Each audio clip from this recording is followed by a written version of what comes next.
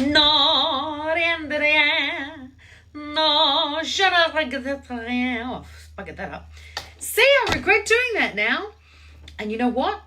The world didn't crumble because I ballsed up the lyrics to Non, je ne regrette rien by Edith Piaf. Haven't sung that for a while.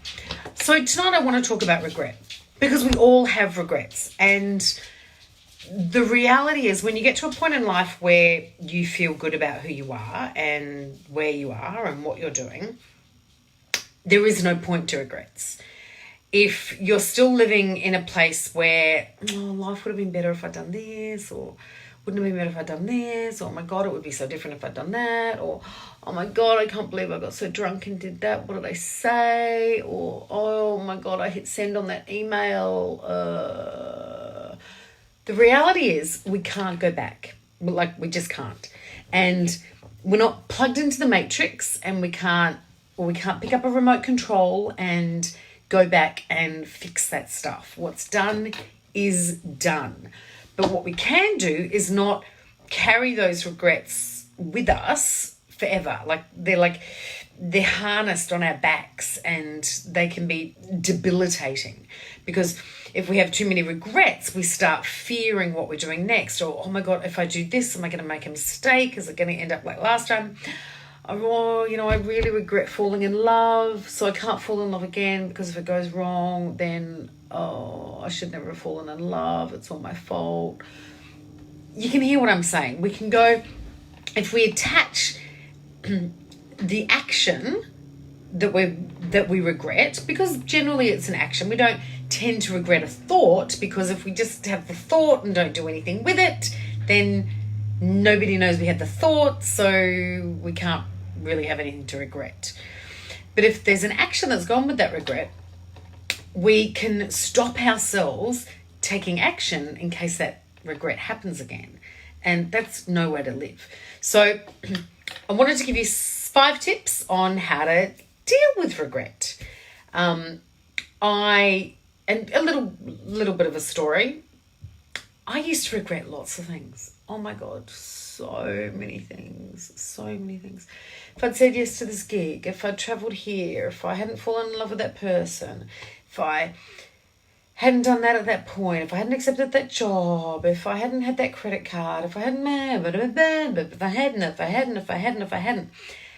Absolutely paralyzing, like totally paralyzing. And through my journey of personal development and learning more about myself and about the world and about how we think and how we do things, I realized that all those regrets were pointless. And you know why? Because I liked who I was. Correct that. I like who I am. And every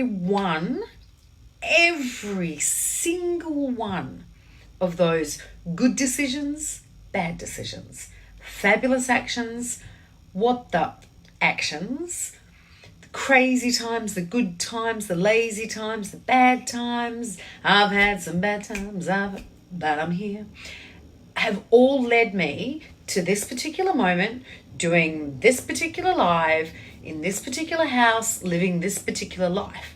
And I love my life. I love what I'm doing. I love who I am. So there is nothing to any of those regrets.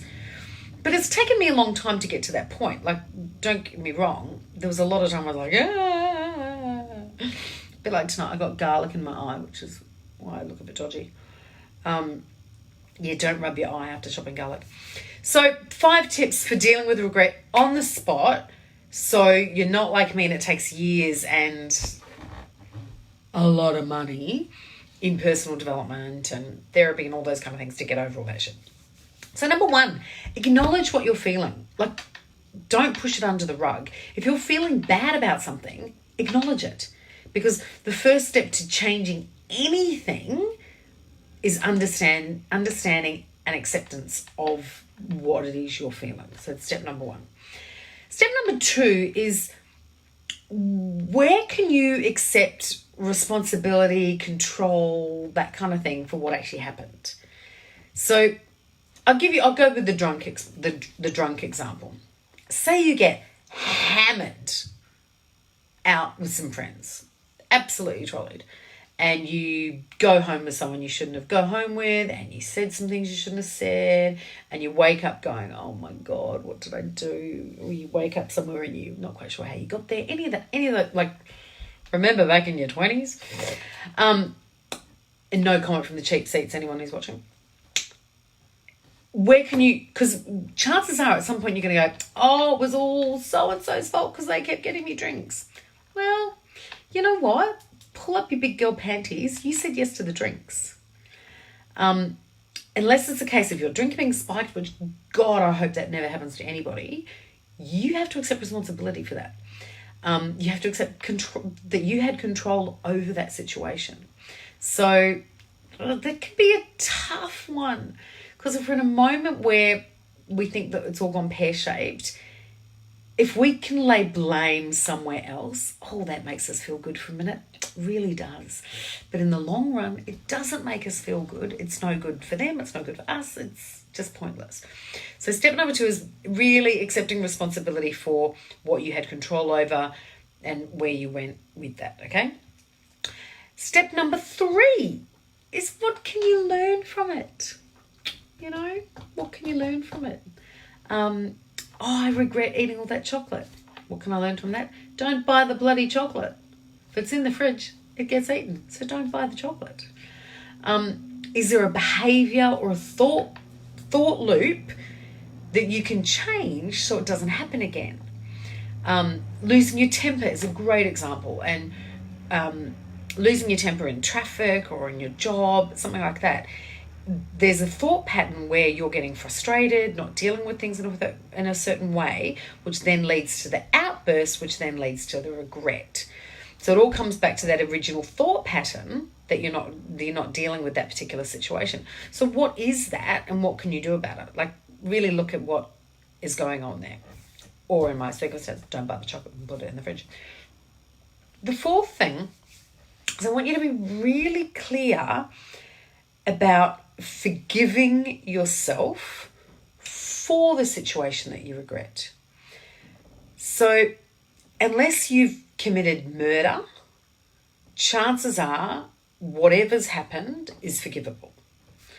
So forgive yourself, and don't look externally for that. And you're not ringing your friends from the party and, oh, please forgive me for my behaviour, please forgive me for my behaviour, because you need to forgive yourself first. If you've done anything outrageous, if they're your friends, they'll forgive you anyway. And if it's in a work situation, you may need to actually go to people admitting your errors and asking for forgiveness. But the first step is forgiving yourself, because if you don't forgive yourself, and there's a whole live on forgiveness and the importance of it, so I go back and watch that. But forgiving yourself, like, oh, you got to get that, because you cannot, absolutely, I repeat, you cannot move forward unless you forgive yourself for this kind of thing. It just doesn't happen. And last but not least, number 5, in how to deal with regret quickly, is what action do you need to take now to help get over that regret? What is the action that you need to take? Say you regret not handing in your homework on time. Your first action might be contact the teacher. And I talked about first steps last night. First action might be contacting the teacher to say it's right to ask for an extension. Second thing might be to clear out your diary so you can get the homework done. But whatever the regret is, there's something there caught up in your brain and your heart in how you're feeling about it. Taking action on that is going to help with your recovery and helping you make feel better. So to recap, regrets are part of life. You are going to have them, okay? You're going to have them. So get rid of the I nevers, I shouldn't, so blah, blah, blah, blah. Get rid of it. Shit's going to happen, dude. So, and you can't take it back. Can't rewind. It's not like an Insta story where it disappears after 24 hours and nobody remembers. So you need to acknowledge what you're feeling. You need to see what you can learn from it. You need to accept responsibility for your part in it. You need to, as I said, get rid of the I shouldn'ts, I nevers, blah, blah, blah, and take action. Take action, whatever you need to do to make sure it doesn't happen again. So that's it, my 5 tips for moving on from regret. So you can song in French badly as well. Okay? Mwah. Good night, and I'll talk to you tomorrow.